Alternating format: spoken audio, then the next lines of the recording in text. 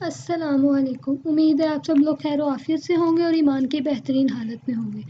तो आज से हम CS 101 की सीरीज़ स्टार्ट कर रहे हैं फाइनल टर्म प्रिपरेशन के हवाले से, जो उसके है 108 टॉपिक से स्टार्ट है।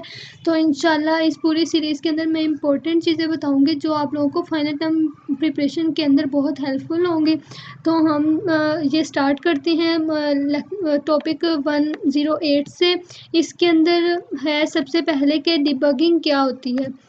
डिबगिंग का मतलब कि एरर को फाइंड करना और उसको सॉल्व करना। ठीक है, डिबगिंग का मतलब क्या है कि एक एरर को फाइंड करना और फिर उस एरर को की प्रॉब्लम जो है उसको सॉल्व करने को कहते हैं डिबगिंग। ठीक है, ये है इसकी सिंपल सी डेफिनेशन कि एरर को फाइंड करके उसकी प्रॉब्लम सॉल्व करना क्या होता है, डिबगिंग होता है। उसके बाद ये देख रहे हैं कि ये LD का मतलब होता है लोड, ADDI का मतलब होता है ऐड, ST का मतलब होता है स्टोर और HLT का मतलब होता है हॉल्ट। ठीक है, उसके लिए ये कुछ करने की ज़रूरत नहीं है। हम चलते हैं आगे। Such descriptive names are often called program variable या फिर आइडेंटिफायर। मतलब हमारा जो चीज़ हमने कंप्यूटर के अंदर स्टोर करनी होती है, आप लोग ऊपर भी वेरिएबल्स वगैरह पढ़ के आए होंगे, या भी हम स्टार्ट वेरिएबल से ही करते हैं। जो वेरिएबल्स होते हैं यहाँ पर लिखा है कि प्रोग्राम वेरिएबल्स क्या होते हैं।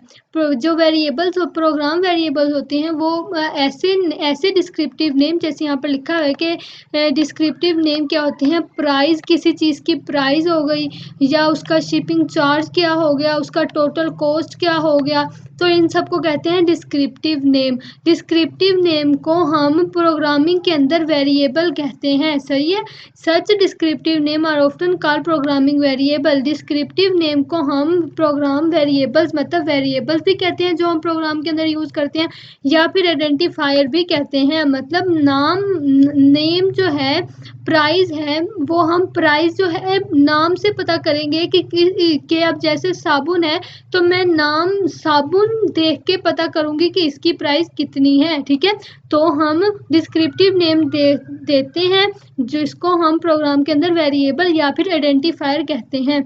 उसके बाद हम चलते हैं आगे। यहाँ पर आ गया है असेंबलर क्या होता है। Assembler are developed to convert mnemonics expression into machine language instruction। जो assembler है, assembler जो है ये लैंग्वेज ट्रांसलेटर हैं। ठीक है, हम जो हैं जैसे मैं बोल रही हूँ उर्दू में और मुझे जो सुनने वाले हैं आप लोग वो भी उर्दू समझते हैं, तो वो आप लोग मेरी लैंग्वेज समझ सकते हैं। तो इसी तरह कंप्यूटर जो है मेरी लैंग्वेज नहीं समझ सकता, तो उसको समझाने के लिए मुझे जो है कंप्यूटर की लैंग्वेज यूज़ करनी होगी जिससे वो समझ सके। तो जो असेंबलर है ये हमारा लैंग्वेज ट्रांसलेटर है। मैं इंग्लिश लिखती हूँ तो जो असेंबलर है वो उसको प्रोग्रामिंग लैंग्वेज के अंदर कन्वर्ट कर देता है, और वो लैंग्वेज जो है कंप्यूटर अंडरस्टैंड करता है। तो असेंबलर क्या करता है, हमारे निमोनिक्स एक्सप्रेशन को मशीन लैंग्वेज इंस्ट्रक्शन के अंदर कन्वर्ट कर देता है। मतलब जो हम बोलते हैं या जो हम चाहते हैं कि हमें शो हो आउटपुट के तौर पे, वो जो है मशीन लैंग्वेज के अंदर कन्वर्ट कर देता है असेंबलर। मैं सिंपल बोल रही हूँ, मेरे इस बोलने को असेंबलर जो है वो कन्वर्ट कर देगा। अब बोलने को तो नहीं, जाहिर बात है बोल रही हूँ तो अब वो स्पीकर तो उसके साथ लगा नहीं हुआ है, ऑडियो रिकॉर्डर जो रिकॉर्ड करके और कन्वर्ट कर देगा। लिखूंगी जाहिर बात है, तो मैं लिखूंगी, जो चीज़ मैं लिखूंगी वो उसको मशीन के लैंग्वेज के अंदर कन्वर्ट कर देगा और वो हमारा कंप्यूटर अंडरस्टैंड कर सकेगा। तो ये है असेंबलर।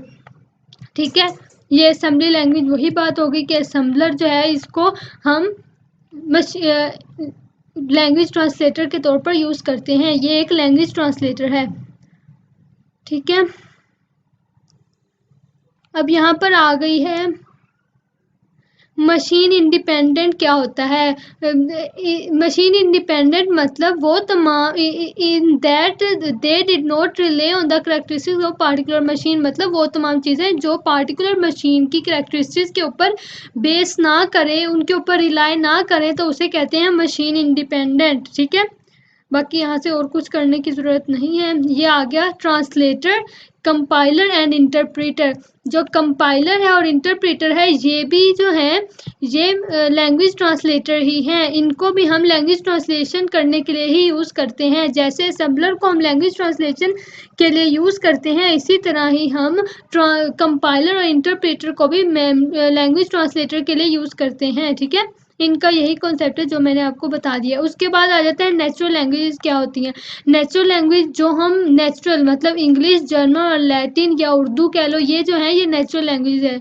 और फॉर्मल लैंग्वेज जैसे प्रोग्रामिंग लैंग्वेज, हम प्रोग्राम एक पूरा लिखते हैं, जैसे C++ एक लैंग्वेज है, PHP है, उसके बाद MySQL है। तो ये जो बूटस्ट्रैप है, तो ये सारी जो चीज़ें हैं ये हैं फॉर्मल लैंग्वेजेस। ठीक है, जो हम खुद लिखते हैं प्रोग्राम कंप्यूटर को समझाने के लिए।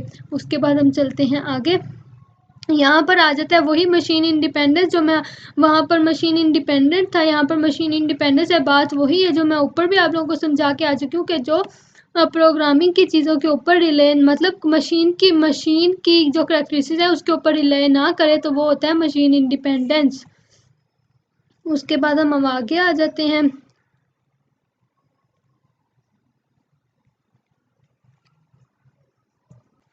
Programming paradigm. तो प्रोग्रामिंग पैराडिम एक ऐसा वे या स्टाइल होता है जिसके अंदर हमारा प्रोग्राम जो है उस स्टाइल के मुताबिक ऑर्गेनाइज होता है, तो उसे कहते हैं प्रोग्रामिंग पैराडिम। मतलब इस प्रोग्रामिंग पैराडिम के अंदर डिफरेंट स्टाइल्स और वेज आ जाते हैं, जिसके अंदर हमारा पूरा प्रोग्राम उसके लिहाज से स्टाइल किया जाता है या ऑर्गेनाइज किया जाता है, तो उसे कहते हैं प्रोग्रामिंग पैराडिम। इसके आगे आ जाता है इम्पेरेटिव पैराडिम, जो है ये प्रोसीजरल पैराडिम ही होता है। ठीक है, मतलब उसको जो प्रोग्रामिंग पैराडिम है उसकी आगे जो करैक्टर है वो है इम्पेरेटिव पैराडिम। अब यहाँ पर ये देखें, ये इस पूरे तरीके को ये जैसे लिखा हुआ है ये वैसे इम्पोर्टेंट भी है। प्रोग्राम सॉल्व इन, मतलब जैसे हम एक प्रॉब्लम को सॉल्व करते हैं तो वो एक पूरे एक स्टेप बाय स्टेप जो सारा काम होता है तो वो इसी चीज़ में आ जाता है। ठीक है, उसके बाद हम आगे चलते हैं।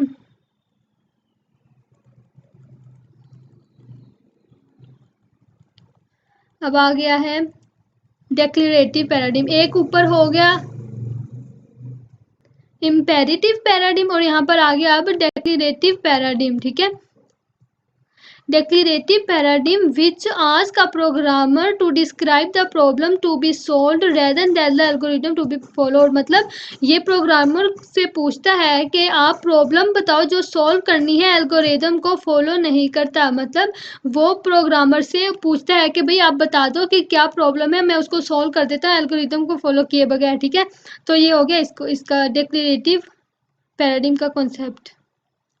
उसके बाद यहाँ से और कुछ भी इम्पोर्टेंट नहीं है। अब हम आगे चलते हैं, फंक्शनल पैराडिम आ गया है। ठीक है, तो ये फंक्शनल पैराडिम मतलब mathematics refers to such entities functions which is the reason to approach called functional paradigm। मतलब जो तमाम मैथमेटिक्स प्रॉब्लम्स आ जाएंगी तो उसको हम फंक्शनल पैराडिम के अंदर सॉल्व करेंगे। बाकी इसके अंदर कुछ भी नहीं है जो आप लोगों ने करना है। अब हम आगे चलते हैं। 115 आ गया। अब आ गया ऑब्जेक्ट ओरिएंटेड प्रोग्रामिंग, OOP। ठीक है, तो यहाँ पर ऑब्जेक्ट ओरिएंटेड पैराडिम जो है इसको हम प्रोग्रामिंग एक which is associated with the programming process, ये एक प्रोग्रामिंग प्रोसेस से एसोसिएट करता है जिसको हम ऑब्जेक्ट ओरिएंटेड प्रोग्रामिंग कहते हैं। ठीक है, ये इसका कंसेप्ट हो गया। उसके बाद मेथड्स क्या होते हैं, जो फंक्शंस होते हैं कंप्यूटर के अंदर, मतलब जो फंक्शंस होते हैं प्रोग्राम के अंदर उसका दूसरा नाम हम मेथड्स होता है। ठीक है, उसके बाद classes, the description of objects properties, मतलब जो एक ऑब्जेक्ट होता है उसकी प्रॉपर्टीज की जो डिस्क्रिप्शन होती है उसको हम क्लास कहते हैं। उसके बाद an object that is based on a particular class is called instance of class. मतलब जो वो ऑब्जेक्ट जो क्लास के ऊपर बेस करता है उसको हम इंस्टेंस ऑफ दैट क्लास कहते हैं। ठीक है, तो आज के लिए इतना ही। मुझे उम्मीद है आप सब लोगों को बहुत अच्छे से समझ आएगी। मैं सिर्फ इम्पोर्टेंट चीज़ें ही करवा रही हूँ और अपनी आवाज़ में बहुत सिंपल अंदाज में सिखा रही हूँ ताकि आप लोगों को अच्छे से हर चीज़ की समझ आ जाए। तो मुझे उम्मीद है आप सब लोगों को बहुत अच्छा पसंद आया होगा। इंशाल्लाह मिलते हैं नेक्स्ट वीडियो में। अल्लाह।